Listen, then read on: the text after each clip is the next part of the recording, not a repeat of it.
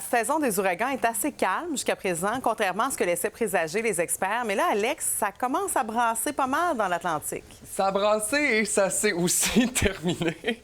On a eu un ouragan, notre deuxième ouragan de catégorie 5 de la saison, Humberto. Et en même temps, dans le bassin atlantique, on avait un autre ouragan qui était Imelda, notre 9e système nommé. Seulement notre 9e, on est en octobre, donc preuve que c'est assez tard et donc assez calme.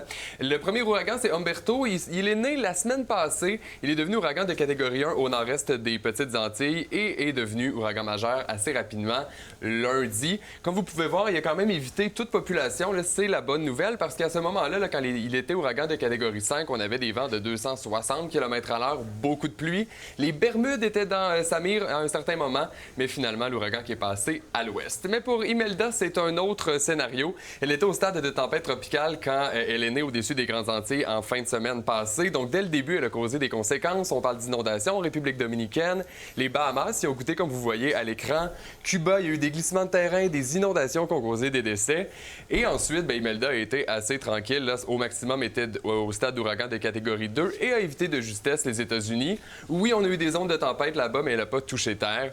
Et finalement, elle aura faibli et n'est plus dans l'Atlantique présentement. Bon, alors c'est le retour au calme. Mais deux Ouais. systèmes comme ça qui sont en interaction, ça a quoi comme impact?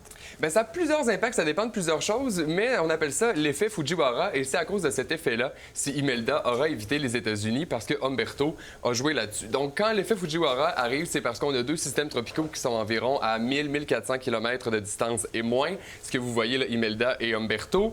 Donc, ça peut avoir des conséquences comme les deux systèmes pourraient se jumeler. S'il y en a un qui est nettement plus fort que l'autre, il pourrait avaler le système, mais la conséquence qu'on note le plus souvent, c'est le changement de trajectoire. Imelda et Humberto ont déjà été à 750 km de distance, donc c'est assez près. Ça a été l'effet Fujiwara qui est rentré en ligne de compte et finalement, Imelda a été entraînée au large et a évité les États-Unis. Et aujourd'hui, on est de retour au calme. Merci, Alex. Merci.